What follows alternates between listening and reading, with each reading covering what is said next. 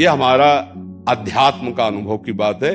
नहीं तो क्या कर दिया जाए जिससे आप बच सकते हो? सोचो आपको क्या मिल जाए? एक ऐसा शब्द बोल दो जिससे आप निर्भय, निश्चिंत और निःशोक हो सकते हैं। एक बोलो कि ये मिल जाए तो मैं बिल्कुल निश्चिंत हो जाऊंगा और आज से कोई कामना नहीं करूंगा। बोलो, कोई एक बात बोलो। नहीं बोल सकते। आज हमारे बच्चों में बहुत जल्दी इतना सोचने की क्षमता आ गई है कि अब तो यार जीवन किस काम का। कहीं कोई ब्लैकमेल कर रहा तो जीवन, अरे हमें लड़ना है। सकारात्मक सोच ही जीवन का सुख है। नहीं तो दुख और सुख और जय और पराजय ये टिकाऊ नहीं है। ये जो बच्चा बोल रहा है कि हम भयभीत हो जाते हैं, हम शोकित हो जाते हैं, हम आगे, ये नकारात्मक सोच ही तो है।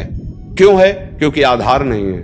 आधार हो तो फौरन उसकी काट है। भगवान है ना, प्रभु है ना, ऐसा कैसे हो सकता है? हम उनका भजन करते हैं, हम उनके आश्रित हैं, ऐसा कैसे हो सकता है? महाराज जी, ये तो सोच रख लिया और इससे हम पार भी हो गए। महाराज जी, फिर जब असफल हो जाएं उसके बाद हमारा क्या मान्यता रहनी चाहिए? सही बात पूछो तो जब आप ऐसा करोगे तो असफलता में सफलता का ही आनंद अनुभव में आएगा। सकारात्मक सोच ही जीवन का सुख है। नहीं तो दुख और सुख और जय और पराजय ये टिकाऊ नहीं है। जैसे दिन टिकाऊ नहीं है, ऐसे रात टिकाऊ नहीं, ऐसे सुख टिकाऊ नहीं है, ऐसे दुख टिकाऊ नहीं। कोई सदैव विजयी नहीं रहता, कोई सदैव हारता नहीं, कोई सदैव सुखी नहीं रहता, कोई सदैव दुखी नहीं रहता। ये क्रम चलता रहता है। दुख के अवसर पर हमें हमारे विचार बचाते हैं हमको। अभी हम अपने विचार में अपने को बीमार मान ले तो हम कल से आने लायक नहीं रहेंगे। ध्यान रखना, हम आज अब भी नहीं मानते कि हम बीमार हैं। तो हमारी निगेटिव सोच जो है ये बिना भजन के नहीं जाएगी। और अगर ये बनी रही तो अरबों रुपया हो, खूब बड़ा पद हो, पति, व्यवस्था, पत्नी, सब कुछ हो, लेकिन नकारात्मक सोच तुम्हें चैन से नहीं रहने देगी। पक्की बात मान लीजिए। इसको सुधारना है तो सत्य पे आइए, धर्माचरण कीजिए, पवित्र चरित्र रखिए और नाम जप कीजिए। आपकी सोच बदल जाएगी। देखो, आपकी सोच अच्छी है तो आप थोड़ा कम पैसे वाले भी है ना, गरीब भी हैं, तो मस्त रहेंगे। सोच सही नहीं है तो चाहे आपके पास अरबों रुपया हो, आपका जीवन नरक जैसा रहेगा। क्योंकि आपकी सोच अशांति, कलह, नाना प्रकार की वासनाओं में, खेल में फंसाकर आपको नष्ट कर देगी।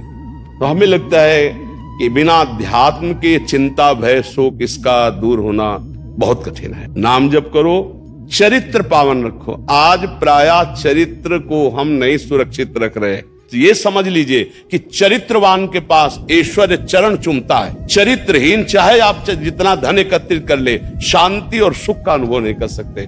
अब ये बात शास्त्र की और संतों की मानना स्वीकार करो तो अभी आनंद की अनुभूति हो जाए।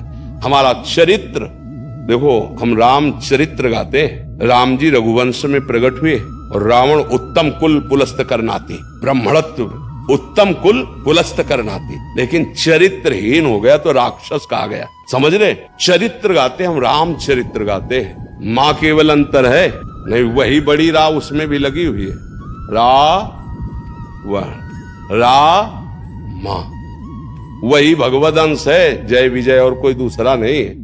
ये लीला करके दिखाया कि एक चरित्रहीन हो गया तो राक्षस है, चरित्रवान वही भगवान। सब में भगवान है, वही अब लीला कर रहे हैं। देखो, हम अपने चरित्र को पावन रखें, हम धर्म से चले, नाम जप करें तो आप कहीं भी आपके अंदर नकारात्मक भाव आपको परास्त नहीं कर सकता। ये हमारा अध्यात्म का अनुभव की बात है। नहीं तो क्या कर दिया जाए जिससे आप बच सकते हो? सोचो आपको क्या मिल जाए? एक ऐसा शब्द बोल दो जिससे आप निर्भय, निश्चिंत और निःशोक हो सकते हैं। एक बोलो कि ये मिल जाए तो मैं बिल्कुल निश्चिंत हो जाऊंगा और आज से कोई कामना नहीं करूंगा।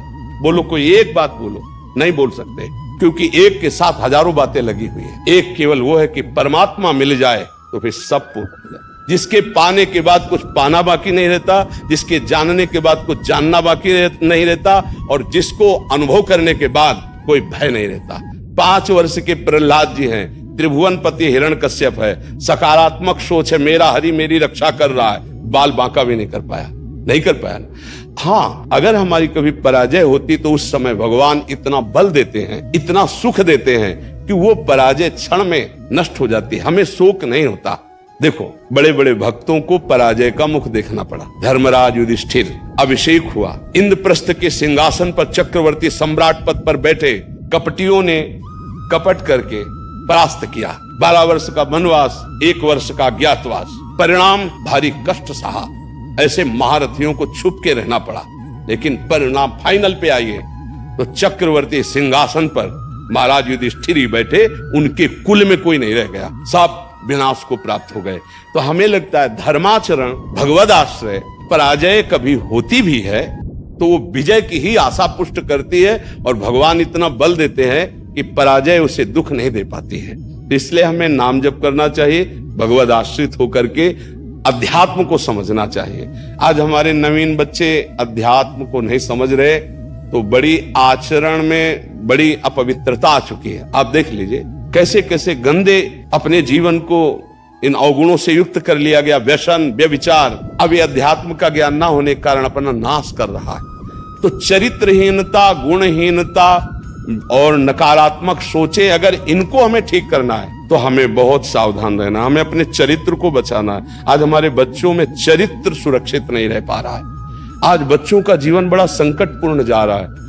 बात पक्की समझना, हमको जब ऐसी बात आती है तो हम दुखी होकर के बोलने लगते हैं कि आज हमारे राष्ट्र का जो ये नवीन भविष्य है, ये संकटपूर्ण परिस्थिति में जा रहा है। गर्लफ्रेंड, ये बॉयफ्रेंड, ये व्यसन, ये इनको चैन से नहीं रहने देंगे। नवीन अवस्था के बच्चे हैं, जब गंदे आचरणों में फंस जाते हैं, अब उनको ब्लैकमेल किया जाता है। वो अपने माँ बाप से बता नहीं सकते कि दूसरे से कहने घुटते रहते हैं, और अगर ज्यादा घुटन आ गई तो अपने आप को। तो इसलिए हमें लगता है अध्यात्म को समझा जाए और नाम जप करते हुए चरित्र पावन रखा जाए। आपका इसमें कोई संशय? हाँ, आप अच्छे आचरण वाले बने, खूब नाम जप करें और धैर्य पूर्वक विश्वास रखें कि भगवान मेरे साथ हैं। अगर कभी ऐसी हार या पराजय या दुख आता है तो हम उसको सहने के लिए धैर्यवान रहें। हम उसमें इतना निगेटिव न सोच जाए कि हमारा जीवन से ही निराशा हो जाए। आज हमारे बच्चों में बहुत जल्दी इतना सोचने की क्षमता आ गई है कि अब तो यार जीवन किस काम का, कहीं कोई ब्लैकमेल कर रहा तो जीवन, अरे हमें लड़ना है। हम कल भी कह रहे थे कि बच्चों को चाहिए माता पिता से दोस्त जैसा व्यवहार करें, और माता पिता को चाहिए कि बच्चों से दोस्त जैसा व्यवहार करें। दोनों आमने सामने बैठकर उनके हृदय की बात को जाने और उनको दोस्त की तरह सपोर्ट करें, तो आगे बढ़ सकते हैं, वो दलदल में फंसे हुए निकल सकते हैं। नहीं तो कई ऐसे गंदे बच्चे होते हैं जो अच्छे बच्चों को अपने विषय जाल में फंसा करके उनके जीवन को बर्बाद करते हैं। बकाया नकारात्मक सोच के लिए नाम जप बहुत जरूरी है। चाहे आप स्त्री हो, चाहे पुरुष हो, चाहे गृहस्थ हो, चाहे विरक्त हो, जब तक नाम जप नहीं करोगे, आचरण पवित्र नहीं रखोगे, तो वास्तविक सुख का अनुभव नहीं होगा। नाम जप बहुत आवश्यक, इसलिए हम सबसे प्रार्थना करते हैं नाम जप करो, शराब मत पियो, मांस मत खाओ, पराई माता बहनों की तरफ गंदी दृष्टि से मत देखो, गंदे आचरण मत करो। ये मनुष्य जीवन ऐसे गंदी बातों के लिए नहीं मिला।